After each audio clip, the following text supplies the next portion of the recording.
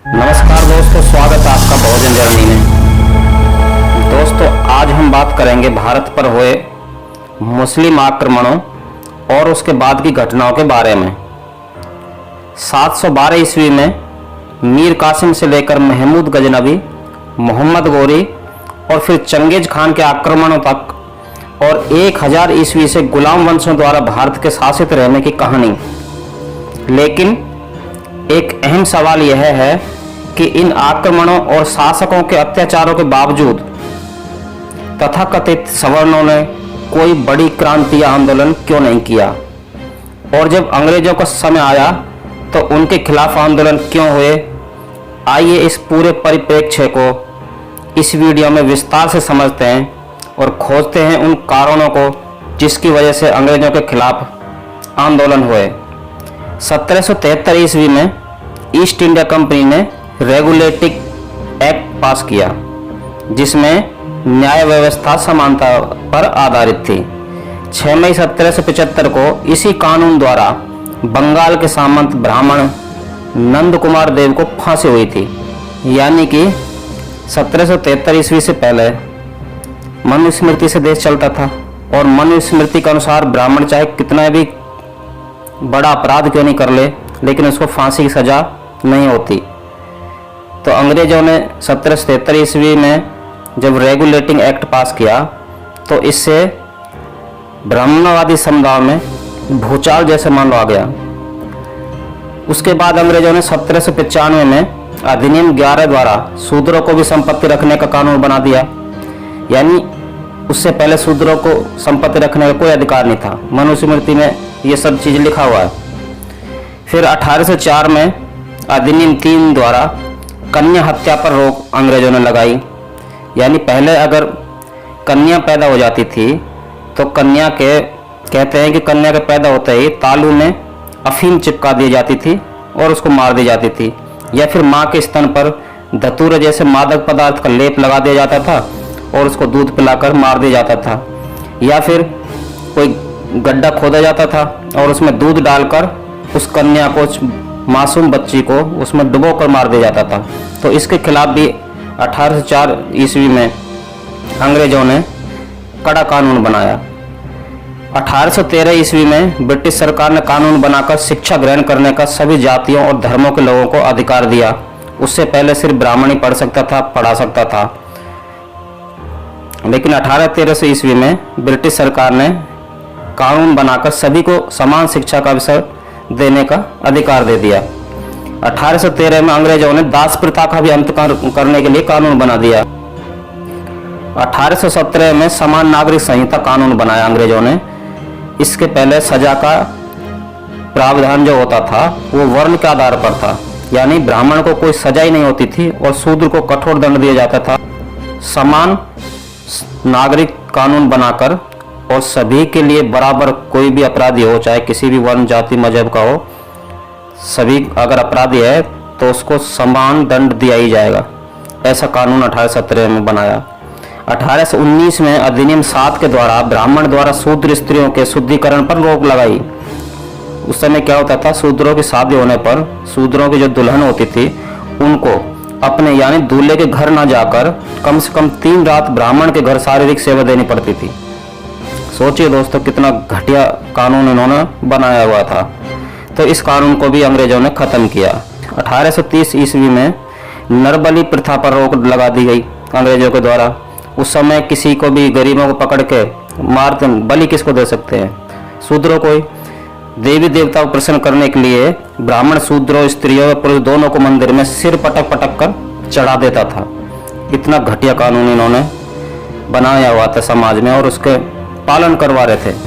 1833 अधिनियम 87 द्वारा सरकारी सेवा में भेदभाव पर रोक अर्थात योग्यता ही सेवा का आधार स्वीकार किया गया तथा कंपनी के अधीन किसी भारतीय नागरिक को जन्म, स्थान, धर्म, जाति या रंग के आधार पर पद से वंचित नहीं रखा जा सकता था।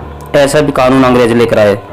1834 ईस्वी में पहला भारतीय विधि आयोग का गठन हुआ और कानून बनाने की व्यवस्था जाति, वर्ण, धर्म और क्षेत्र की भावना से ऊपर उठकर करना ही आयोग का मुख्य उद्देश्य था। 1835 में प्रथम पुत्र को गंगा दान पर रोक लगा दी गई थी। 1835 से पहले क्या होता था, जो भी शूद्रों के पास में घर में बच्चा होता था तो उसको ये बोल देते थे कि पहले बच्चे को गंगा में बहा दो। कुछ पुण्य उनने कुछ ऐसे पाखंड उसके पीछे जोड़ रखा था। अब आप सोचिए, पहला पुत्र जो रहता है वो हष्ट-पुष्ट और स्वस्थ पैदा होता है ज़्यादातर। यह बच्चा ब्राह्मण से लड़ न जाए इसलिए पैदा होते गंगा को दान करवा देते थे। तो इस प्रथा पर भी अंग्रेजों ने रोक लगाई। 7 मार्च 1835 को लॉर्ड मैकाले ने शिक्षा नीति राज्य का विषय बनाया और उच्च शिक्षा को अंग्रेजी भाषा का माध्यम बनाया गया। यानी 1835 में लॉर्ड मैकाले की शिक्षा से पहले शूद्रों को तो पढ़ने का अधिकार ही नहीं था, अंतेजों को तो छोड़ ही दीजिए। 1835 को कानून बनाकर अंग्रेजों ने शूद्रों को कुर्सी पर बैठने का अधिकार दिया। दिसंबर 1829 के नियम 17 द्वारा विधवाओं को जलाना अवैध घोषित कर सती प्रथा का अंत कर दिया। पति एक्सपायर हो जाएंगे, उनका देहांत हो जाएगा, तो जो भी महिला होती थी उनको जलाना इन्होंने वैध कर रखा था, यानी सती प्रथा थी। तो इस सती प्रथा पर भी 1829 के नियम 17 द्वारा अंग्रेजों ने रोक लगा दी गई। देवदासी प्रथा चलती थी उस समय। ब्राह्मणों के कहने से शूद्र अपनी लड़कियों को मंदिर की सेवा के लिए दान देते थे और मंदिर के पुजारी उनका शारीरिक शोषण करते थे। बच्चा पैदा होने पर उसे फेंक देते थे और उस बच्चे को हरिजन नाम दे देते थे। 1921 को जातिवार जनगणना के आंकड़े के अनुसार अकेले मद्रास में कुल जनसंख्या 4 करोड़ 23 लाख थी देवदासियों की, जिसमें 2 लाख देवदासियां मंदिर में पड़ी थीं। यह प्रथा अभी भी दक्षिण भारत के मंदिरों में चल रही है, आज भी चल रही है, देखो संवैधानिक राज होते हुए भी। 1837 अधिनियम द्वारा ठगी प्रथा का अंत किया गया अंग्रेजों के द्वारा। वहीं 1849 में कलकत्ता में एक बालिका विद्यालय JED बेटन ने स्थापित किया। 1854 ईस्वी में अंग्रेजों ने 3 विश्वविद्यालय कलकत्ता, मद्रास और बॉम्बे में स्थापित किए और 1902 में विश्वविद्यालय आयोग नियुक्त किया गया। 6 अक्टूबर 1860 को अंग्रेजों ने इंडियन पेनल कोड बनाया। लॉर्ड मैकाले ने सदियों से जकड़े शूद्रों की जंजीरों को काट दिया और भारत में जाति, वर्ण और धर्म के बिना एक समान क्रिमिनल लॉ लागू कर दिया। 1863 ईस्वी में अंग्रेजों ने कानून बनाकर चरक पूजा पर रोक लगा दिया। चरक पूजा क्या था? आलीशान भवन एवं पुल निर्माण पर शूद्रों को पकड़कर जिंदा चुनवा दिया जाता था और इस पूजा में मान्यता थी कि भवन और पुल ज्यादा दिनों तक टिकाऊ रहेंगे। सोचिए कितनी गंदी प्रथा थी, बना रखी थी इन लोगों ने। 1867 में बहुविवाह प्रथा पर पूरे देश में प्रतिबंध लगाने के उद्देश्य से बंगाल सरकार ने एक कमेटी गठित किया। 1871 में अंग्रेजों ने भारत में जातिगत जनगणना शुरू की। यह जनगणना 1941 तक हुई। 1948 में पंडित नेहरू ने कानून बनाकर जातिवार गणना पर रोक लगा दी थी। सोचिए दोस्तों, जैसे भारत आजाद हुआ तो जातिवार जनगणना पर पंडित नेहरू ने कानून बनाकर रोक लगा दी गई। इससे पता चल जाता कि शूद्रों की संख्या ज्यादा है देश में, तो उनको उतने ही अधिकार देने पड़ते, जिस वजह से साजिश से रची गई। 1872 में सिविल मैरिज एक्ट लागू किया गया। इसमें 14 वर्ष से कम आयु की कन्याओं और 18 वर्ष से कम आयु के लड़कों का विवाह वर्जित करके बाल विवाह पर रोक लगाई। अंग्रेजों ने महार और चमार रेजिमेंट बनाकर इन जातियों को सेना में भर्ती किया, लेकिन 1892 में ब्राह्मणों के दबाव के कारण सेना में अछूतों की भर्ती बंद हो गई। रैयतवाड़ी पद्धति अंग्रेजों ने कानून बनाकर प्रत्येक पंजीकृत भूमिदार जो रहते थे उनको भूमि का स्वामी स्वीकार किया। 1918 में सऊदी बरो कमेटी की भारत में अंग्रेजों ने भेजा। यह कमेटी भारत में सभी जातियों का विधि मंडल कानून बनाने की संस्था यानी कि में भागीदारी के लिए आया था। साहू जी महाराज के कहने पर पिछड़ों के नेता भास्कर राव यादव ने एवं अछूतों के नेता डॉक्टर अंबेडकर ने अपने लोगों को विधिमंडल में भागीदारी के लिए मेमोरेंडम दिए थे। अंग्रेजों ने 1919 में भारत सरकार अधिनियम गठित किया और 1919 में ही अंग्रेजों ने ब्राह्मणों के जज बनने पर रोक लगा दी गई थी और कहा था कि इनके अंदर न्यायिक चरित्र नहीं होता है। 25 दिसंबर 1927 को डॉक्टर अंबेडकर द्वारा मनुस्मृति का दहन किया गया। 1 मार्च 1930 को डॉक्टर अंबेडकर द्वारा कालाराम मंदिर जो कि नासिक में है उसमें प्रवेश करने का आंदोलन चलाया गया था। 1927 को अंग्रेजों ने कानून बनाकर शूद्रों को सार्वजनिक स्थानों पर जाने का अधिकार दे दिया और नवंबर 1927 में साइमन कमीशन की नियुक्ति की, जो 1928 में भारत के लोगों को अतिरिक्त अधिकार देने के लिए आया। भारत के लोगों को अंग्रेज अधिकार न दे सकें, इसलिए इस कमीशन के पहुंचते ही अंग्रेजों का गांधी ने विरोध करना शुरू कर दिया, जिस कारण साइमन कमीशन अधूरी रिपोर्ट लेकर वापस चला गया।